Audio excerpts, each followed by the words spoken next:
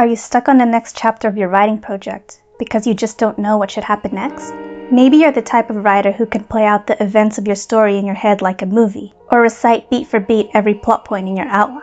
But somewhere in the middle, or maybe near the end, when you try to play out the next scenario, you can't think of anything. The footage won't roll. You're drawing a blank. There's a gaping hole in your outline patched over with dot points so vague, they're useless. And you know you could be racking your brain for days trying to figure out what happens next. First, you can't think of anything good enough. Then you can't think of anything new. In the worst case scenario, you get so stuck in this part of your story for so long that you step away from the project and never ever really come back to it. Even though you were so excited and committed to it in the beginning, it becomes abandoned and unfinished. Maybe it's one of many unfinished projects that do still have the potential to be brought back to life, if you could just think of what should happen next. And that's just the thing. You literally can't think of what should happen next. And the reason for that is this. Thinking isn't writing. They are two different psychological processes. And when you're trying to write your novel in your head and getting nowhere, it's because the approach you're insisting on has met its limit. You have to do something else instead. In this video, we're going to talk about a few different psychological mechanisms working against you as a writer, and the two big reasons why you're not going to write your novel in your head. We'll also talk about the 4 limitations that are blocking you from coming up with solutions to what should happen next in your story, as well as what you must do to break the deadlock you're trapped in and finally make progress in your writing project. And don't worry, I'm not going to tell you to go on Pinterest or listen to music. Not that there's anything wrong with that if it works for you. But depending on external sources for inspiration isn't a reliable problem-solving strategy for a writer.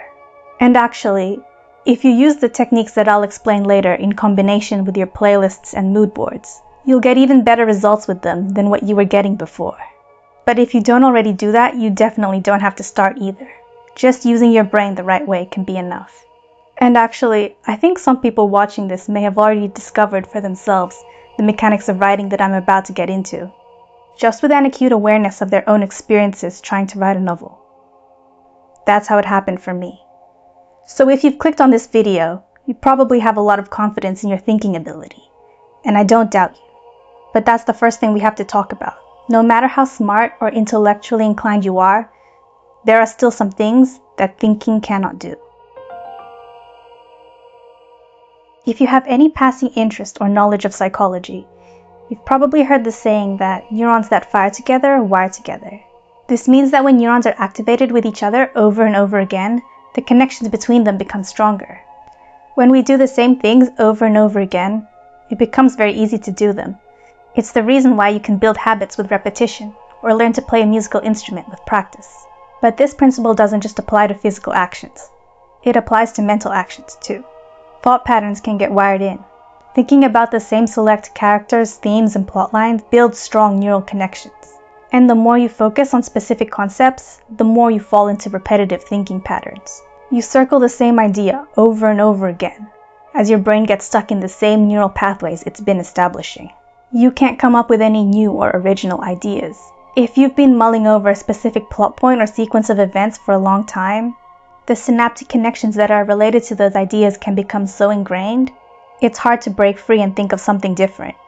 This can create a mental loop, a deadlock, where you can't seem to escape familiar ideas and you feel like you're out of new directions to take your story. So synaptic plasticity, the same mechanism that facilitates learning and memory, is this time not working to your advantage. And the longer you're stuck in the same place, the worse the effect is. The neural connections become so strong, grooved in, so deep that you're trapped. You can't think of anything else. And this is the first reason why you're not going to write your novel in your head. When you think, your brain just has the easiest time in the world, arriving at the same conclusions it always does. Conclusions like, these are our only options. They're not good enough. They're not going to work. So if you've wired yourself into a deadlock, you're not going to think your way to the missing plot points in your story. You have to do something else instead. So a lot of writers' next move might be to step away from the words for a little bit and go back to their inspirations. Maybe put on some music or pull up the mood board they made for their project. Immerse themselves in the vibes of their story. Maybe a lyric in a song or a detail in a photograph will spark exactly the inspiration you need to make progress in the next part of your story. And there's a psychological mechanism behind this too.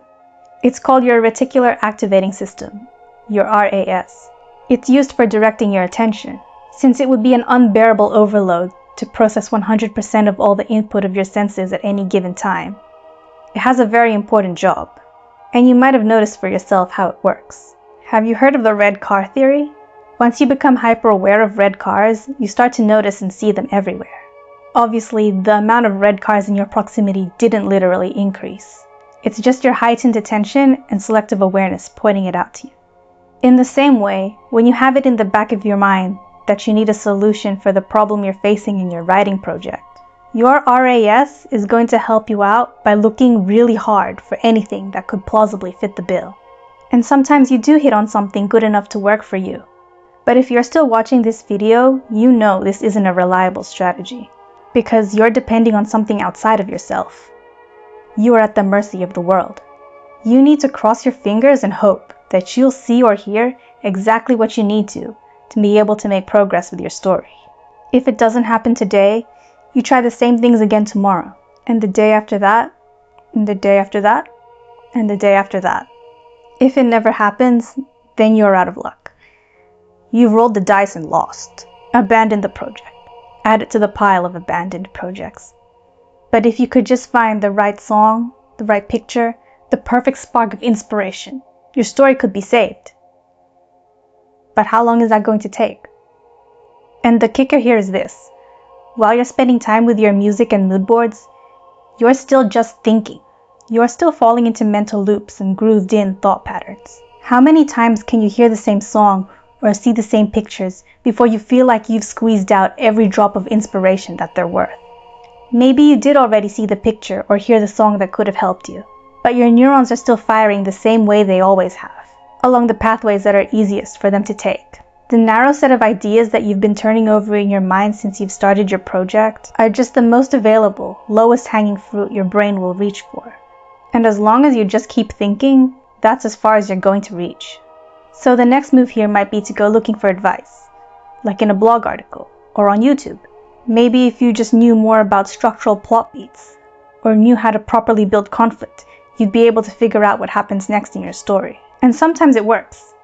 That advice could exist. That's why I'm here, making this video for you. But there's something else you can do that doesn't depend on finding someone who can say exactly what you need to hear to help you. Something that'll break the deadlock created by the limitations of thinking. And maybe you already know. You have to write. Thinking isn't writing. Writing is writing. And there's a certain way to write that will interrupt the mental loops and habitual thought patterns that are keeping you stuck. Earlier I said that thinking and writing are different psychological processes, and the difference is this. Writing utilizes different neural pathways, in addition to the ones you activate when you think. It's literally, neurologically different from thinking. This is really important to understand, especially if you're a deeply verbal thinker, meaning instead of your thoughts being images or impressions, your experience of thinking is like hearing your own voice talk to you inside of your brain. But thinking is not the same as writing. When you write, you use your senses. You use your hands to make the words, with a keyboard or with a pen. You use your eyes to look at the words and read them back to yourself. Engaging the parts of your brain that are associated with your hands and eyes, your sense of touch and sight, fires your neurons differently, breaking the mental loop.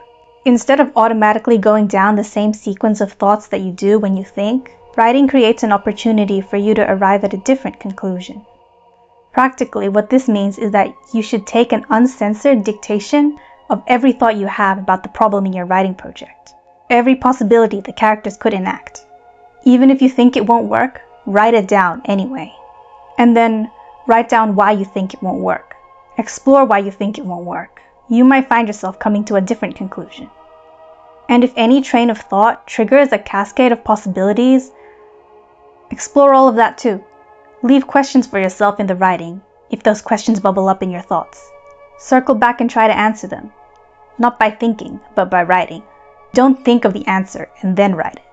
Write down the thoughts that go through your head as they're trying to lead you to the answer. If it sounds like you're going to produce potentially thousands of words that aren't ever going to make it into your working draft, you are. But these words are important because they enable you to keep going with your draft. Writers who journal about their writing already know how effective this is. But if you don't like the answer that I've given you, I don't blame you. Writing is very hard work. It's not normal, and it's not natural.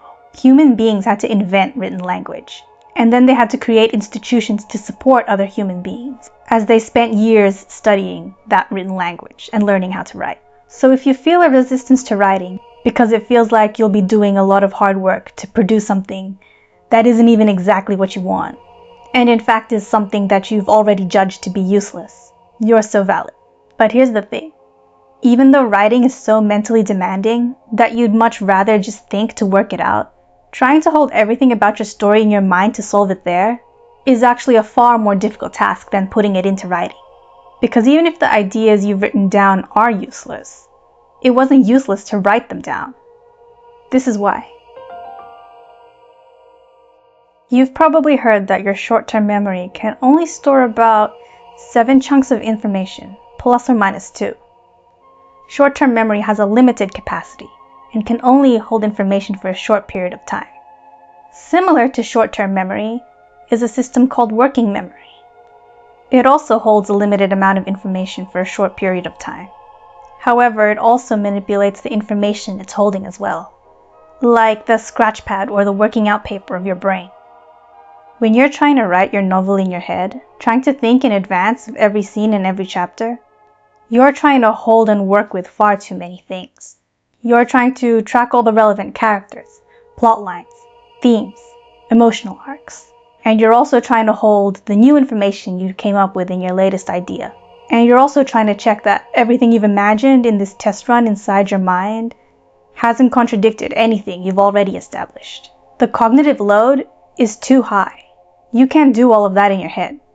Depending on how complex your story is, you probably couldn't even do that for one act of your story. Think of it like this. You are trying to solve a 1,000-piece jigsaw puzzle. And maybe you've already solved the corners and the sides. But for everything in the middle, your strategy, for some reason, is this. You reach into the box, and you take out a few pieces. You lay them out in the palm of your hand, and you try to solve the pieces that you're holding up against the sides and the corners you've already completed. When nothing works out, you throw those pieces back in the box and take another handful, and you try the same thing again. Do you think this is an efficient puzzle-solving strategy? Do you think you'll have an easier time if you just take all the pieces out of the box and spread them all out on the table in front of you or something, instead of going handful by handful? The table can hold more than your hand. When things are laid out in front of you like this, you can draw connections and see relationships between all the pieces you have to work with. Similarly, when you write out your ideas, you'll be able to connect them to each other in ways you just can't see when you're only holding them in your head. Furthermore, once you've externalized all your ideas and thoughts onto a page, your cognitive resources get freed up and you lighten the cognitive load on your brain.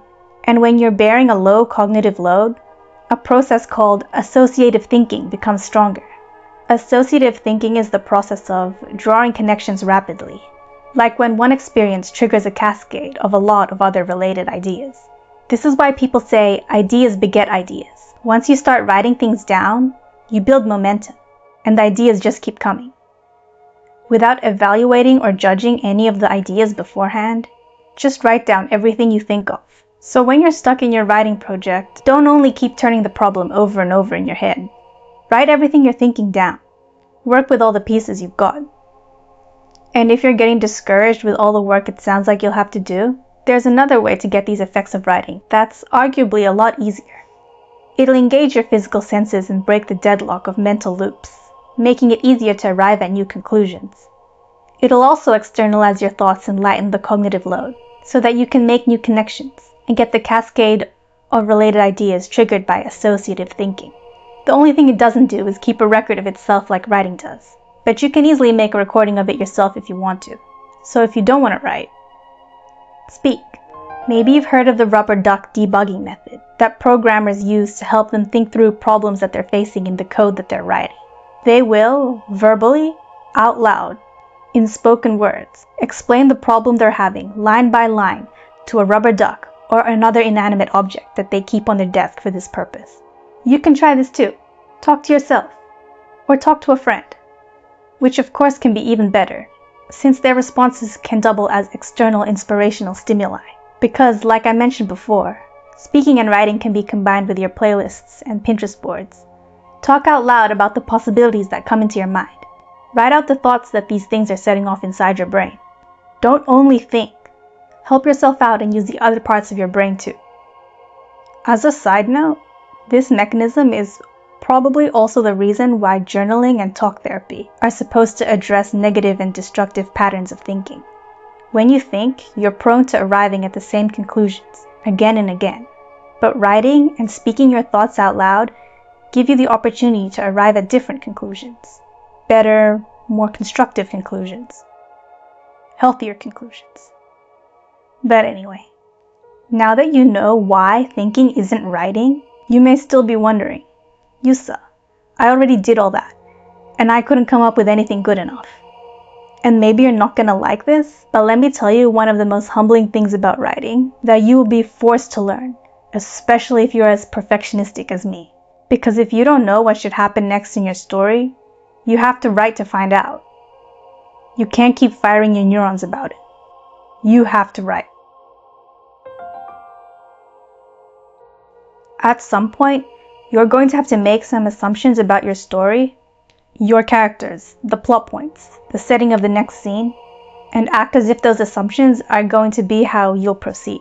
If you change your mind later, you can always write something else. Historically and in many fields, trial and error has been a valid strategy for both learning and problem solving. It's applicable here as well. And it's not easy to describe, but if this has happened to you where you've had a breakthrough on the page, then you know this. When you're working at the level of sentences, when you're with the words, when the materials are right in front of you, and you're playing with them, experimenting with them, you can improvise a solution that you wouldn't have thought of in your head. And even if things don't work out, you're not too good to write one throwaway chapter. Every sentence you write with honest effort makes you a better writer. So don't be afraid that doing all this work will be a waste. And don't shy away from working with the materials of the craft. If you're a writer, wield words, construct sentences. In any other field, are there artists arrogant enough to think that they can mentalize their way to a beautiful, polished piece of work? Composers, dance choreographers, illustrators, sculptors. How much testing and trial and error do you think they do? Never get so precious and hesitant to work with the materials of the craft. With the technology at hand, there's never been an easier, faster, more convenient means by which to put down the words. Otherwise, it might be time to get honest and ask yourself this. Do you actually want to write, or do you want to think? Do you actually like to write, or do you just like to think? Because as we've been talking about in this video, writing isn't just something you do to make a record of your thoughts after you've come up with a brilliant idea. Writing is its own activity, its own process, its own engagement that will lead you to that brilliant idea. So don't hesitate to write because you feel like you lack the clarity. The very act of writing is what will bring you clarity. So write to find out. And now you know why it's impossible to write your novel in your head. All these biases and mental shortcuts that make your brain so good at solving problems are also the things that'll keep you stuck in mental loops, unable to think of new ideas. And now that you know about the different psychological mechanisms at work, you have a good chance of being able to notice them. And you can make better decisions about how you'll spend your time when you're working on a writing project. And yeah, it's right there in the name. You should write. But easier said than done, right? If you like learning about the psychology of a writer, I have more like this coming in the next video. See you then.